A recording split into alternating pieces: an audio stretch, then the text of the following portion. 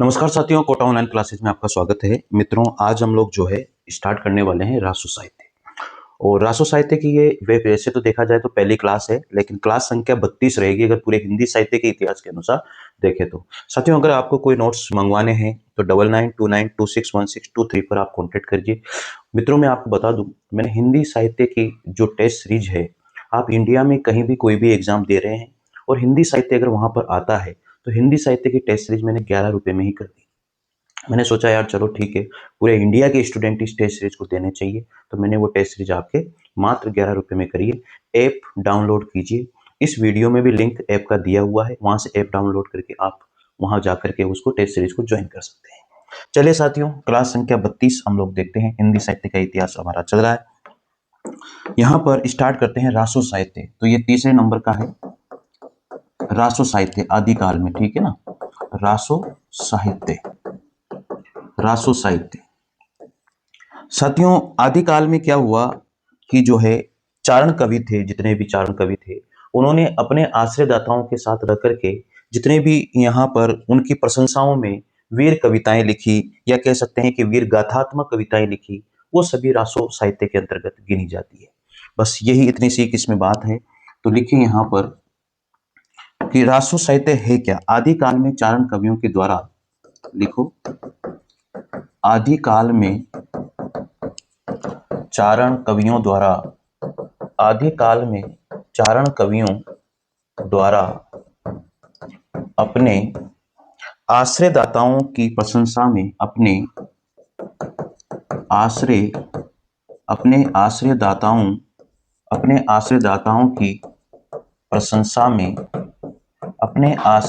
की प्रशंसा में, जिस वीर गाथात्मक साहित्य की रचना हुई, जिस वीर गाथात्मक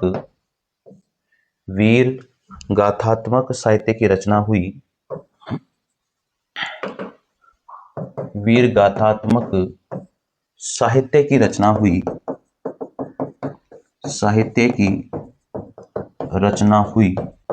वीर गाथात्मक साहित्य की रचना हुई, उसे रासो साहित्य के नाम से जाना जाता है। उसे रासो साहित्य के नाम से जाना जाता है। तो यह है रासो साहित्य।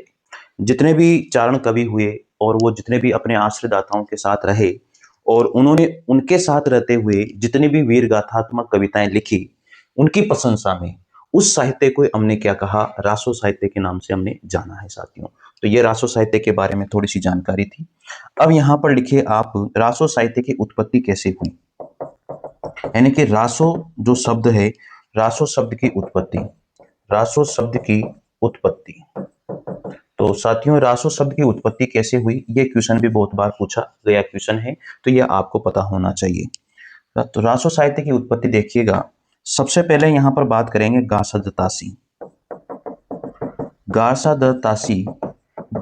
तासी ने रासो जो शब्द है उसकी उत्पत्ति किससे मानी है, राजसूय से मानी है, राजसूय शब्द से मानी है, राजसूय शब्द से उत्पत्ति मानी है साथियों।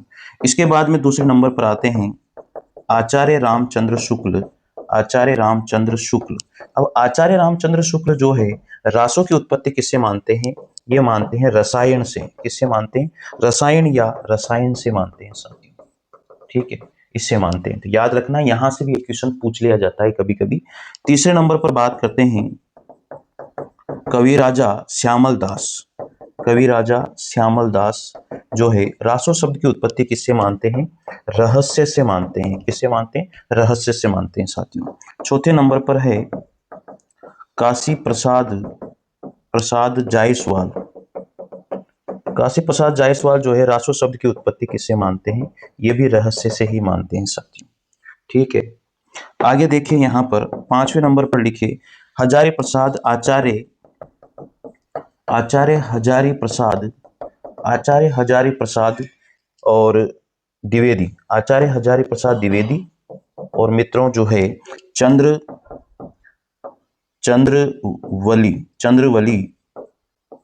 चंद्रवली पांडे, और एक है डॉक्टर दशरथ ओझा और डॉक्टर दशरथ ओझा, ये सभी जो है किसे मानते हैं, रासक शब्द से मानते हैं। किनसे मानते हैं, रासक से मानते हैं साथियों, ये ध्यान रखना। तो आचार्य हजारी प्रसाद द्विवेदी, चंद्रवली पांडे और डॉक्टर दशरथ चंद्रवली पांडे, ठीक है, ये किसे मानते हैं, ये मानते हैं साथियों रासक शब्द से मानते हैं। तो ये बहुत ही इंपॉर्टेंट है और ये सर्वमान्य भी है साथियों, ये आप लिख लीजिएगा, ये क्या है, सर्वमान्य है। रासक शब्द से ही जो है सर्वमान्य माना गया है। हजारी प्रसाद द्विवेदी, चंद्रबली पांडे और डॉक्टर दशरथ शर्मा ने जो माना है रासो शब्द की उत्पत्ति रासक से मानी है और यह सर्वमान्य भी है, इसको आपको अच्छे से याद रखना है। आगे लिखिए छठे नंबर पर, यहां पर छठे नंबर पर लिखिए विंदेश्वरी पाठक और हरप्रसाद शास्त्री। विंदेश्वरी पाठक और हरप्रसाद शास्त्री, हरप्रसाद शास्त्री, ये रासक शब्द की उत्पत्ति जो है, इस रासो शब्द की उत्पत्ति किससे मानते हैं साथियों, ये राजयश से मानते हैं। किससे मानते हैं, राजयश, राजयश से मानते हैं ये, इस बात को भी आप लिख लीजिएगा। आगे लिखिए रासो शब्द की उत्पत्ति जो है नरोत्तम स्वामी, छठे नंबर पर नरोत्तम जो स्वामी है वो रासो शब्द की उत्पत्ति जो है किससे मानते हैं साथियों, रसिक शब्द से मानते हैं। किससे मानते हैं, रसिक शब्द से मानते हैं, इस बात को भी ध्यान रखिएगा। इसके बाद में लिखिएगा यहाँ पर सातवें नंबर पर राम स्वरूप चतुर्वेदी, राम स्वरूप चतुर्वेदी जो है, चतुर्वेदी, राम स्वरूप चतुर्वेदी रासो शब्द की उत्पत्ति किससे मानते हैं, राहुस शब्द से मानते हैं। किससे मानते हैं, राहुस शब्द से। तो रासो शब्द की उत्पत्ति अलग अलग विद्वानों ने अलग अलग शब्दों से मानी है। तो रासो शब्द की उत्पत्ति सर्वमान्य जो मत है वो आचार्य हजारी प्रसाद द्विवेदी का या चंद्रवली पांडे का या डॉक्टर दशरथ शर्मा जो है उसका है, जो रासक शब्द से रासो शब्द की उत्पत्ति मानते हैं साथियों। तो इस बात को भी आप ध्यान रखें, मैंने सारी चीजें आपको यहाँ पर लिखवा दी है। अब लिखते हैं यहाँ पर आगे, अगला पॉइंट आता है साहित्य की, यानी कि रासो साहित्य की विशेषताएं या प्रवृत्तियां। लिखो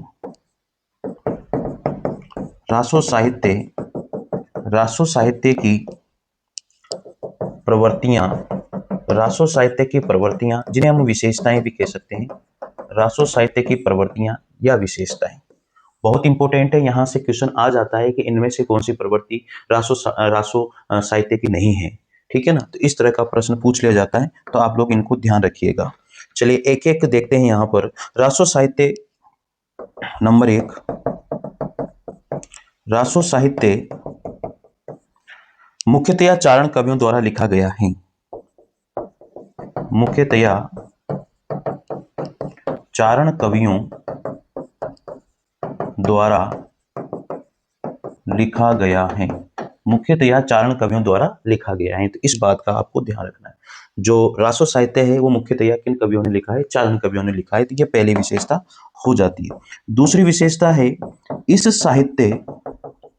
इस साहित्य में आश्रयदाताओं, इस साहित्य में आश्रयदाता, इस साहित्य में आश्रयदाता राजाओं के शौर्य और वीरता का, आश्रयदाता राजाओं के शौर्य और वीरता का, शौर्य और वीरता का अतिशयोक्तिपूर्ण वर्णन हुआ है। अतिशयोक्तिपूर्ण वर्णन हुआ है। तो ये बात भी आपको ध्यान रखनी है कि जो रासो साहित्य है उसमें सबसे मुख्य बात यही है कि आश्रयदाता जो राजा थे उनका शौर्य और वीरता का वर्णन बहुत ज्यादा इसमें किया गया है। तो ये दूसरी विशेषता है, दूसरी प्रवृत्ति हो जाती है साथियों। तीसरे नंबर पर लिखिए इस साहित्य में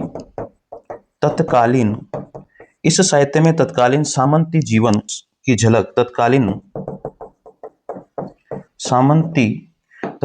जो है सामंती जीवन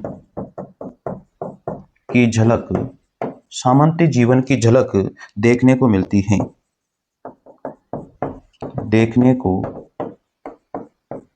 है। और इस साहित्य में हमें उस समय के जितने भी राजा रहे हैं उनके जीवन की झलक भी हमें यहाँ देखने को मिलती है साथियों। आगे लिखिए इसी क्रम में चौथे नंबर पर युद्धों का सजीव चित्रण इस साहित्य में हुआ है। युद्धों का सजीव चित्रण इस साहित्य में किया गया है। यानी कि युद्धों का जो सजीव चित्रण है वो भी इस साहित्य में हमें देखने को मिला है साथियों। 5वें नंबर पर लिखिए डिंगल और पिंगल शैली का वर्णन है। डिंगल और पिंगल शैली का वर्णन भी हुआ है। डिंगल और पिंगल शैली का वर्णन भी यहाँ हमें देखने को मिला है। ठीक है, कितनी विशेषताएं हो गई? 5 विशेषताएं इसकी या 5 प्रवृत्तियां इसमें हो चुकी है। साथियों डिंगल शैली क्या होती है वो भी आप लिख लीजिए यहाँ पर। डिंगल शैली यानी कि जो डिंगल भाषा है वो होती क्या है, या डिंगल शैली क्या होती है? अपभ्रंश प्लस राजस्थानी, अपभ्रंश प्लस अगर राजस्थानी मिली हुई है, अपभ्रंश और राजस्थानी का मिश्रण है तो उसको तो हम कहेंगे यहाँ पर डिंगल शैली। और इसमें सबसे ज्यादा क्या हुआ है? युद्धों का चित्रण हुआ है साथियों इसमें। तो यहाँ लिख लीजिए इसमें युद्धों का चित्रण। इसमें सबसे ज्यादा क्या हुआ है? युद्धों का चित्रण हुआ है साथियों। हो जाएगा याद। इसी तरह से अपभ्रंश के साथ अगर ब्रज भाषा को मेल कर दिया जाए तो वह पिंगल शैली हो जाती है यहाँ पर। ठीक है, दूसरे नंबर पर पिंगल शैली। पिंगल शैली क्या है? अपभ्रंश के साथ अगर ब्रज भाषा को रखा जाता है तो वो कौन सी शैली कहलाती है? पिंगल शैली कहलाती है। और इसमें सबसे ज्यादा प्रेम प्रसंगों का वर्णन हुआ है। इसमें क्या हुआ है? प्रेम प्रसंग का वर्णन है। इसमें सबसे ज्यादा प्रेम प्रसंगों का वर्णन हमें देखने को मिलता है। तो ये बहुत इंपॉर्टेंट बातें थी जो मैंने आपको लिखवाई। आगे लिखते हैं इसकी 6ठे नंबर की विशेषता। साथियों लिखते जाइए, बहुत इंपॉर्टेंट चीजें लिखा रहा हूं। और यहां से रासो साहित्य की विशेषताओं में से, रासो साहित्य की प्रवृत्तियों में से क्वेश्चन पूछा ही जाता है, 100% पूछा जाता है। तो याद रखना, डिंगल और पिंगल भी मैंने आपको बता दिया है। अब आता है अपने पास 6ठे नंबर की विशेषता। लिखो यहां पर प्रबंधात्मक काव्यों की रचना भी यहां देखने को मिलती है। प्रबंधात्मक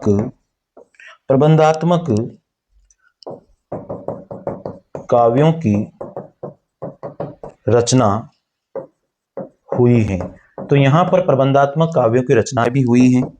और लिखिए श्रृंगार व वीर रस प्रधान रचनाएं लिखी गई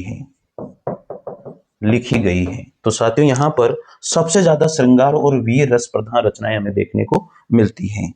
8वें नंबर पर लिखिए अधिकांश रचनाएं अर्ध प्रमाणिक हैं। अधिकांश रचनाएं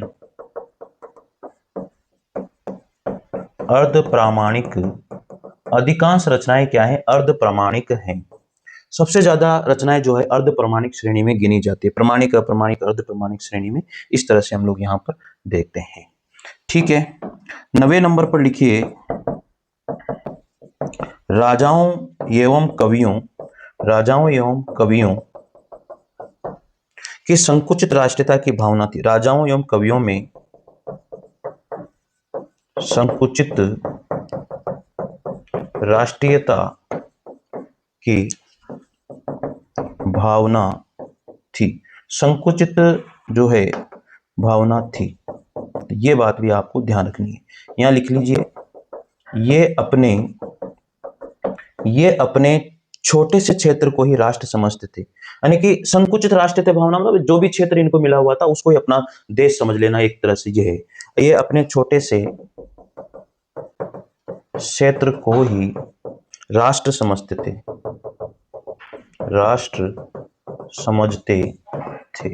ये ध्यान रखना साथियों। ठीक है, इसके बाद में लिखिए 10वें नंबर पर 10वीं विशेषता है कल्पना प्रधान, यानी कि कल्पना की प्रधानता देखने को मिली है। यहां पर लिख लीजिए कल्पना की प्रधानता रही है। यहां पर जितना भी काव्य लिखा गया उसमें कल्पना की प्रधानता बहुत ज्यादा हमें देखने को मिलती है। 11 नंबर पर लिखिए नायक के देवीय रूप का चित्रण हुआ है। नायक के देवीय रूप का क्या हुआ है? इसमें चित्रण भी हमें देखने को मिलता है। इसके बाद में 12 नंबर पर लिखिए नायिकाएं नायिकाएं साधारण रही है, यहाँ पर नायिकाएं साधारण रही हैं। तो नायिकाएं जो कैसी रही है वो साधारण रूप में हमें यहाँ देखने को मिलती है साथियों। अब लिखिए यहाँ पर रासो ग्रंथ एवं उनके रचनाकार, बहुत इंपॉर्टेंट है। रासो ग्रंथ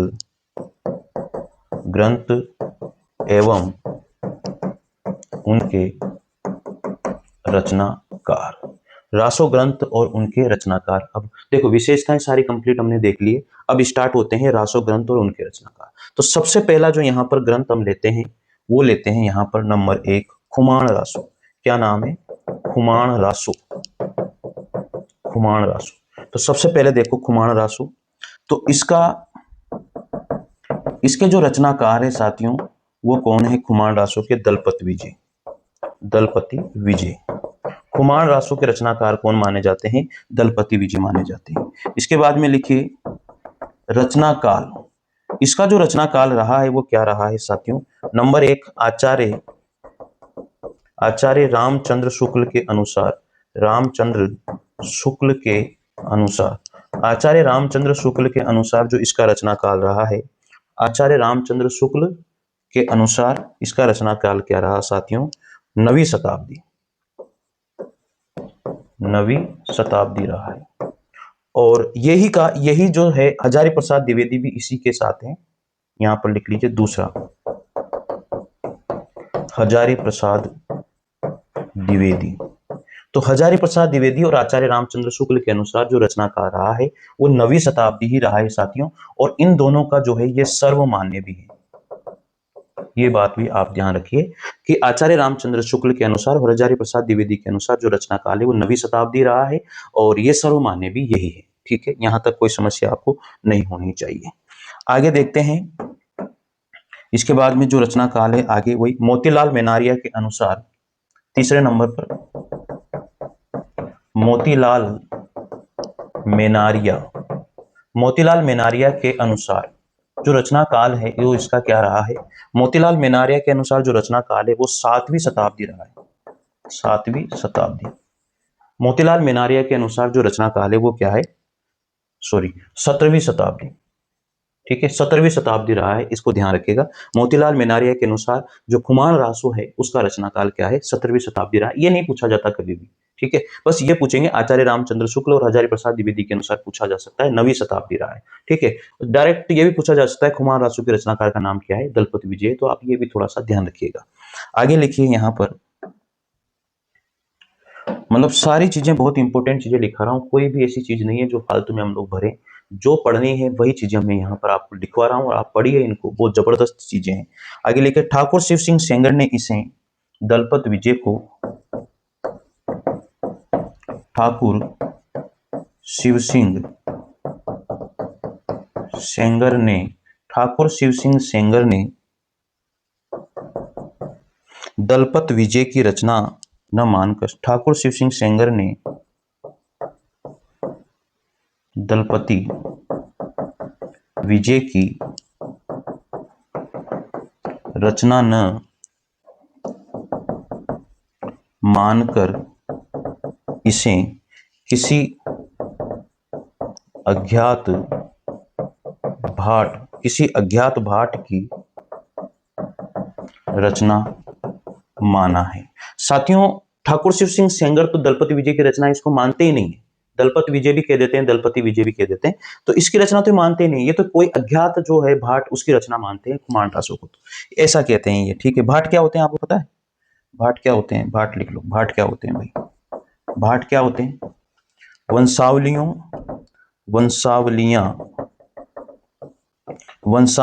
लिखने वाले, जो वंशावलियां लिखने वाले होते हैं ना वो सारे भाट कहलाते हैं। आपको पता है चारण क्या होते हैं? चारण क्या होते हैं? वीर गाथात्मक। चारण क्या होते हैं? वीर गाथात्मक साहित्य लिखने वाले। वीर गाथात्मक साहित्य जो लिखने वाले होते हैं वो चारण कहलाते हैं। तो याद रखना, भाट कौन होते हैं? वंशावलियां लिखने वाले होते हैं। और चारण कौन होते हैं? वीर गाथात्मक साहित्य को लिखने वाले क्या कहलाते हैं? चारण कहलाते हैं साथियों। तो यहां तक तो आपको कोई समस्या मेरे हिसाब से नहीं आनी चाहिए। और बहुत बहुत सिंपल शब्दों में, बहुत अच्छी तरह से, बहुत अच्छे नोट्स के माध्यम से मैंने आप लोगों को लिखवाया है। शायद आपको पसंद आएगा साथियों ये, ठीक है। तो हमने लिख लिया ये खुमान रासो। अब खुमान रासो का जो कथानक है वो क्या रहा है वो भी आप लिख लीजिए। कथानक, कथानक कह दो या वर्ण्य विषय कह दो, एक ही बात है। कथानक कह दो या खुमान रासो का जो कथानक है वो क्या है, या कौन सी स्टोरी इसमें, या इसकी जो है इसका वर्ण्य विषय क्या है, उसके ऊपर आज हम लिखेंगे। यहाँ पर लिखो, बहुत इंपॉर्टेंट चीजें लिखा रहा हूँ साथियों, इनको लिखना और बार बार पढ़ना। यहाँ से बाहर कोई भी क्वेश्चन नहीं जाएगा, ये मेरा दावा है, बस आपको मेहनत करनी है। लिखो, इसमें चित्तौड़ के शासक खुमान और बगदाद के, चित्तौड़ के शासक खुमान और बगदाद के खलीफा, बगदाद के खलीफा, खलीफा मतलब वही धर्म गुरु जिसे हम कहते हैं, धर्म गुरु के मध्य हुए युद्ध का चित्रण है, के मध्य हुए युद्ध का चित्रण है। मतलब क्या है, खुमान और बगदाद का जो खलीफा था यानी कि धर्म गुरु था, उनके मध्य जो भी युद्ध हुआ है उसका वर्णन इसके अंदर किया गया है, खुमान रासो के अंतर्गत किया गया है साथियों, ठीक है। इस युद्ध में विजय जो है किसकी हुई थी, खुमान की हुई थी, लिख लीजिए। इस युद्ध में विजय खुमान की ही हुई थी, की ही हुई थी साथियों। तो ये जो युद्ध हुआ उसमें विजय किसकी हुई, खुमान की हुई, ये बात भी आपको ध्यान रखनी है। आगे लिखिए, आचार्य रामचंद्र शुक्ल, आचार्य रामचंद्र जो शुक्ल है ने खुमान नाम के निम्नलिखित 3 शासकों का उल्लेख किया है। आचार्य रामचंद्र शुक्ल ने खुमान नाम के निम्न 3, खुमान नाम के निम्न, खुमान राम के निम्न 3 शासकों का उल्लेख किया है, 3 शासकों का उल्लेख किया है। यानी कि आचार्य रामचंद्र शुक्ल तो 3 शासकों का उल्लेख करते हैं भैया खुमान नाम के। तो लिखो यहाँ पर 3 शासक कौन कौन से थे। सबसे पहले खुमान प्रथम, जो खुमान प्रथम है उनका जो समय रहा है वो विक्रम संवत से 810 से 865 तक, 810 से 865 तक रहा। और दूसरा यहाँ पर रहा खुमान द्वितीय। खुमान द्वितीय जो है साथियों, उनका जो समय रहा वो विक्रम संवत से 870 से लेकर के 900 तक रहा है। और इसके बाद में जो है साथियों, तीसरे नंबर पर लिखिए खुमान तृतीय। जो खुमान तृतीय हैं इनका जो समय रहा है वो विक्रम संवत 965 से लेकर के 990 तक रहा है। तो आचार्य रामचंद्र शुक्ल तो खुमान नाम के 3 शासकों का उल्लेख करते हैं, खुमान प्रथम, खुमान द्वितीय, खुमान तृतीय। देखो आप, मतलब ये भी एक, लेकिन हमें तो भैया वो खुमान जो पढ़ रहे हैं वही ध्यान रखना है, ठीक है ना, याद हो जाएगा इसमें। लिखो, इस रचना में खुमान द्वितीय, इस रचना में खुमान द्वितीय का चित्रण हुआ है। इस रचना में खुमान द्वितीय का चित्रण हुआ है। ये लो, ये भी मैंने आपको बता दिया कि भैया किसी का भी नहीं, इसमें केवल खुमान द्वितीय को ही देखा गया है, खुमान द्वितीय का इसमें चित्रण हुआ है। अब लिख लीजिए विशेष तथ्य क्या है। ये बहुत इंपॉर्टेंट है भाई, विशेष तथ्य ये बहुत इंपॉर्टेंट होते हैं, यहां से बहुत बार क्वेश्चन पूछा जाता है, विशेष तथ्यों से बहुत बार क्वेश्चन पूछा गया है। तो नंबर 1 लिखिए, इसमें लगभग, यानी खुमान रासो में, खुमान रासो की बात कर रहे हैं हम लोग, इसमें लगभग 5000 छंद हैं। जो खुमान रासो जो है उसमें लगभग कितने छंदों की बात की गई है, लगभग 5000 छंदों की बात की गई। और इसकी भाषा, किसकी, खुमान रासो की भाषा जो है राजस्थानी हिंदी है। खुमान रासो की भाषा क्या मानी गई है, राजस्थानी हिंदी मानी गई है साथियों, ठीक है, यहां तक कोई समस्या नहीं होनी चाहिए। आगे लिखो, इसकी हस्तलिखित प्रति, तीसरे नंबर पर, इसकी हस्तलिखित प्रति, हस्तलिखित प्रति जिसको हम क्या बोलते हैं, पांडुलिपि बोलते हैं। क्या बोलते हैं, पांडुलिपि। पूना संग्रहालय में पुनः संग्रहालय में लिखो, पुनः संग्रहालय में संरक्षित हैं, पुनः संग्रहालय में संरक्षित हैं।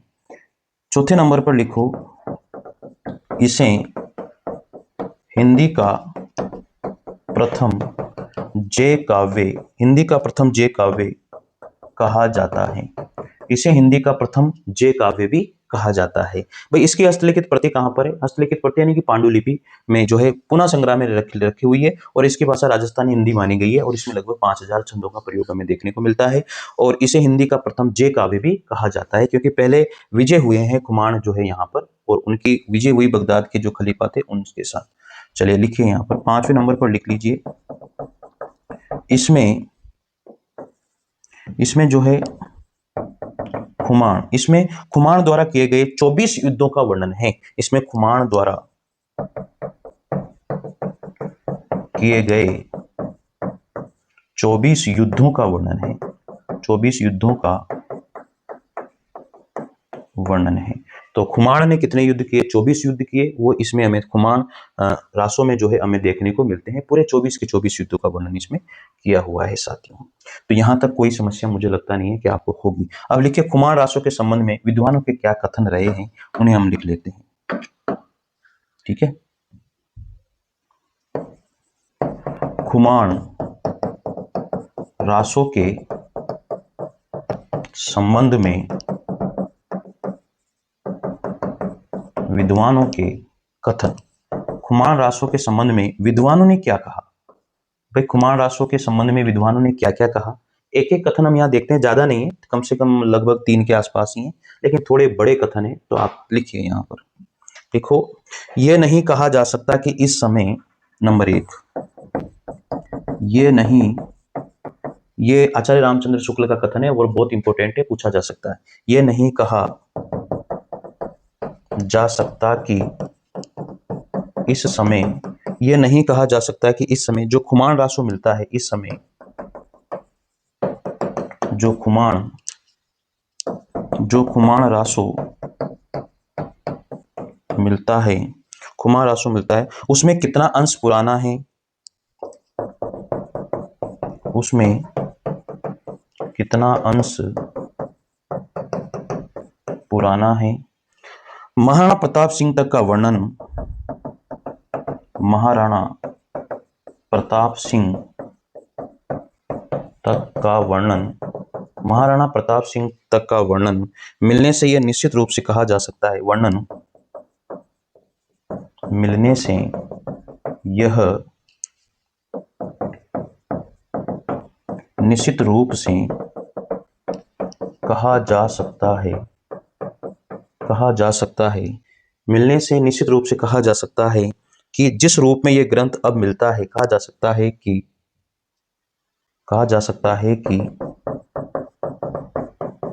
जिस रूप में यह अब मिलता है, जिस रूप में यह ग्रंथ अब मिलता है, यह ग्रंथ मिलता है, वह उसे विक्रम संवत की, वह मिलता है, वह उसे विक्रम संवत की 17वीं शताब्दी में प्राप्त हुआ होगा, 17वीं शताब्दी में प्राप्त हुआ होगा। और ये कहने वाले कौन हैं? ये कहने वाले हैं आचार्य रामचंद्र शुक्ल। तो ये कथन किसका है? आचार्य रामचंद्र शुक्ल का है। क्या कहा? यह नहीं कहा जा सकता कि इस समय जो खुमान रासो मिलता है उसमें कितना अंश पुराना है, ये कहा नहीं जा सकता। महाराणा प्रताप सिंह तक का वर्णन मिलने से यह निश्चित रूप से कहा जा सकता है कि जिस रूप में यह ग्रंथ अब मिलता है वह उसे विक्रम संवत के 17वीं शताब्दी में प्राप्त हुआ होगा, ऐसा मानते हैं। ठीक है, तो ये कहने वाले, ये जो कथन है ये किसका है? आचार्य रामचंद्र शुक्ल का कथन है साथियों। आगे लिखिए अब दूसरा कथन। दूसरा कथन ठाकुर शिव सिंह सेंगर का है। किसी अज्ञात नाम भट्ट ने, किसी अज्ञातनामा भट्ट ने खुमाण रासो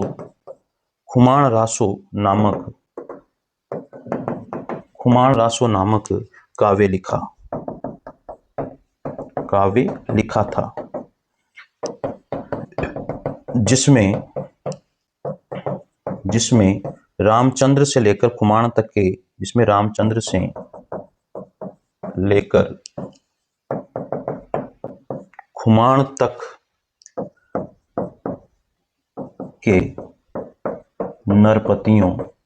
खुमाण तक के नरपतियों का उल्लेख है। मतलब ये फिर ठाकुर शिव सेंगर अलग कहते हैं कि भैया अज्ञात नाम भट्ट जो है उसने खुमाण रासो नामक लिखा, इसमें रामचंद्र से लेकर के खुमाण तक के नरपतियों का वर्णन है, रामचंद्र को राजा और खुमाण तक के नरपतियों का वर्णन है, ऐसा कहने वाले ठाकुर शिव सिंह सेंगर है। लेकिन इन्होंने आगे फिर क्या कहा, इधर कुछ खुमाण रासो की हस्तलिखित प्रतियां मिली हैं,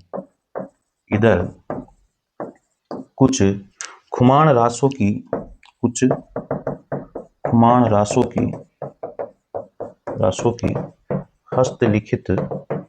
हस्तलिखित प्रतियां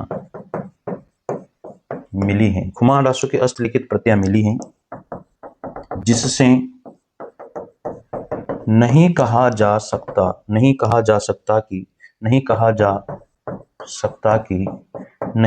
सकता कि दलपत विजय इस ग्रंथ के मूल लेखक या उद्धरता है। नहीं कहा जा सकता कि दलपत विजय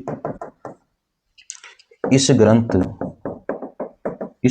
के मूल लेखक या उद्धरता है। ये किसने कहा? ये ठाकुर शिव सिंह सेंगर ने कहा है। किसने कहा? यहां लिख लीजिए, ठाकुर शिव सिंह सेंगर। ये कहने वाले कौन है? ठाकुर शिव सिंह सेंगर ने भी जो है अधिकतर तो वही रामचंद्र शुक्ल वाली बात ही कही। किसी अज्ञात नामा भट्ट ने खुमाण रासो नामक काव्य लिखा था, जिसमें रामचंद्र से लेकर के खुमाण तक के नरपतियों का उल्लेख हमें देखने को मिलता है। इधर कुछ खुमाण रासो की हस्तलिखित प्रतियां भी मिली हैं। इन्होंने कहा कि भैया जिससे हम ये कह ही नहीं सकते कि ये जो है दलपत विजय ही इसके रहे होंगे रचनाकार, या इन्होंने ही इसको लिखा होगा, तो ये कह नहीं सकते। तो ऐसा ठाकुर शिव सिंह सेंगर का मानना रहा। इसके बाद में अगला कथन आता है यहाँ पर आचार्य हजारी प्रसाद द्विवेदी का। देखो तीसरे नंबर पर आचार्य हजारी प्रसाद द्विवेदी, लिखिए, इस ग्रंथ की चर्चा हिंदी साहित्य के आदिकाल में नहीं होनी चाहिए। इस ग्रंथ की चर्चा हिंदी साहित्य के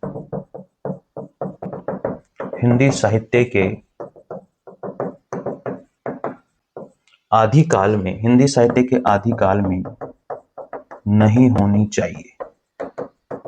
साथियों, हजारी प्रसाद द्विवेदी तो ये कह देते हैं कि भैया जब इतनी सारी कमियां हैं तो फिर इस ग्रंथ की जो चर्चा है वो आदिकाल में ही क्यों करें। तो ऐसा कहने वाले कौन है? आचार्य हजारी प्रसाद द्विवेदी। आचार्य हजारी प्रसाद द्विवेदी ने तो फिर साफ शब्दों में कह दिया कि आदिकाल में इस ग्रंथ की चर्चा ही मत करो ना, जब इतनी सारी कमियां इसमें देखने को मिली है। ठीक है, लिखते हैं खुमाण रासो के संबंध में अगरचंद नाहटा के कथन। यहां लिख लीजिए, ये इंपोर्टेंट है भैया ना। खुमाण रासो के संबंध में अगरचंद नाहटा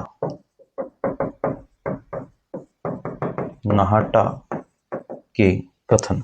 इन्होंने अलग से बताया है कि खुमाण रासो जो है, इन्होंने अलग से उसके बारे में कहा है, तो वो हम लोग यहाँ पर लिख लेते हैं। तो सबसे पहली बात हम लिखते हैं यहाँ पर, इनके दो कथन हैं जो बहुत इंपॉर्टेंट हैं। कितने सारी बातें इन्होंने उसके लिए कही है, जो इंपॉर्टेंट है वो आपको यहाँ देखनी है। अगरचंद नाहटा खुमाण रासो के लिए क्या कहते हैं वो सारी चीजें देखिए। इस ग्रंथ में बप्पा रावल से लेकर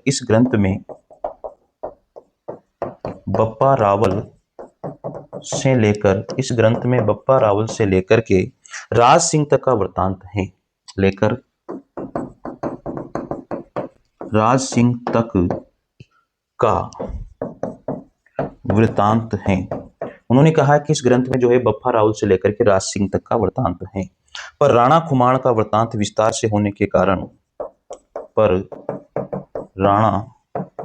खुमाण का वृत्तांत विस्तार से होने के कारण इस ग्रंथ का नाम खुमाण रासो रखा गया। होने के कारण इस ग्रंथ का नाम खुमाण रासो रखा गया। तो खुमाण रासो नाम रखने के पीछे तो ये है भाई, बप्पा रावल से लेकर के राज सिंह तक का वृत्तांत है, पर राणा खुमाण का इसमें बहुत ज्यादा वृत्तांत किया गया है, इसलिए इसका नाम हमने क्या रख दिया, खुमाण रासो रख दिया है। मेनली बात तो ये है। दूसरे नंबर पर ये कहते हैं, दूसरे नंबर पर क्या कहते हैं भैया, इसकी भाषा जो है ना वो राजस्थानी है। इसकी भाषा क्या है, राजस्थानी, ये बताते हैं। तीसरे नंबर पर कहते हैं इसके रचयिता तपागच्चिए जैन कवि दौलत विजय हैं। जैन कवि दौलत विजय हैं, ऐसा कहते हैं ये कि जो इसके रचयिता हैं वो जैन कवि दौलत विजय मानते हैं। अगरचंद नाहटा का मानना है ये ऐसा, ठीक है। चौथे नंबर पर हैं, और जैन कवि, इसमें थोड़ी बहुत चीजें और लिख लो। दौलत विजय हैं जिनका दीक्षा से पूर्व नाम क्या था, दलपति ही था।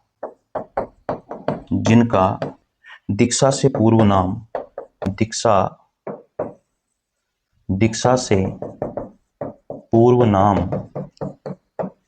दलपत ही था। ये इस वजह से दौलत विजय था तो फिर दलपत विजय ही था दीक्षा से पहले, बाद में दौलत विजय हुआ, तो इस वजह से ऐसा हमें देखने को मिलता है।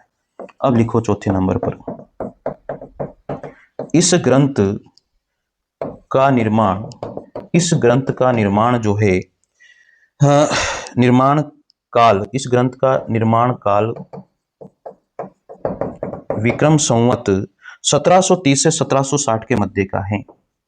1730 से विक्रम संवत 1730 से 1760 के मध्य का है। तो इस ग्रंथ का जो निर्माण बताया इन्होंने वो 1730 से 1760 तक का मध्य का बताया। किसने, अगरचंद नाहटा। अगरचंद नाहटा ने स्पेशल अलग से इसकी विवेचना करी है, अलग से इसका वर्णन किया है कि कैसे कैसे क्या क्या रहा। तो अगरचंद नाहटा भी इसमें इंपॉर्टेंट हो जाते हैं साथियों, ठीक है। अब लिखिए यहां पर अगली बात हम लिखते हैं, खुमाण रासो में प्रयुक्त छंद। खुमाण रासो में प्रयुक्त छंद, खुमाण रासो में कौन से छंद प्रयोग में लिए गए हैं, हम इनके बारे में लिख लेते हैं। इसमें दोहा छंद भी प्रयोग में लिया है, इसमें सवैया छंद भी इसमें प्रयोग में लिया है, और इसमें कवित छंद भी इसमें प्रयोग में लिया गया है। तो दोहा, सवैया और कवित छंद इसमें हमें देखने को मिले हैं। तो अगर क्वेश्चन आपसे पूछ लिया जाए कि इसमें कौन कौन से छंदों का प्रयोग हुआ है, तो आप बता देना दोहा, सवैया और कवित, ठीक है। तो साथियों आज का वीडियो हम यहीं समाप्त करते हैं, और अगला जो है वो होगा दूसरे नंबर पर बीसल देव रासो, ठीक है। अगला जो हम ग्रंथ पढ़ेंगे, अगला जो हम लोग रचनाकार पढ़ेंगे बीसल देव रासो और नरपति नाहल का जो है उसको हम लोग देखेंगे अगले वीडियो में। साथियों अच्छा लगे तो निश्चित रूप से लाइक और शेयर करना। अगर आपको नोट्स मंगवाने हैं, कोई भी ऑब्जेक्टिव क्वेश्चन हिंदी साहित्य के इतिहास और काव्य शास्त्र के मंगवाने, तो 2 सेट आएंगे, भाग 1 और भाग 2, कम से कम 5 से 6 हजार प्रश्न इसके अंतर्गत हैं। और हिंदी साहित्य का इतिहास डिटेल में मंगवाना है तो ये देखिए, डिटेल में हिंदी साहित्य का इतिहास है, हैंड रिटन है पूरा का पूरा, भाग 1 और भाग 2, तो ये भी आपको मिल जाएगा साथियों, ठीक है। ग्रामर मंगवानी है तो ये ग्रामर आप लोगों के लिए रही, ठीक है, ये भी मिल जाएगी आपको। तो साथियों अच्छा लगे तो निश्चित रूप से लाइक और शेयर कीजिएगा और चैनल से जुड़िएगा। एक खबर मैं दे देता हूं आप लोगों को, मैंने आपको बताया है कि मैंने जो टेस्ट सीरीज है हिंदी साहित्य के इतिहास की टेस्ट सीरीज मात्र 11 रुपए में कर दी है साथियों, तो आप निश्चित रूप से उसे ज्वाइन कीजिएगा, आपको बहुत फायदा होगा। थैंक यू, जय हिंद, जय भारत।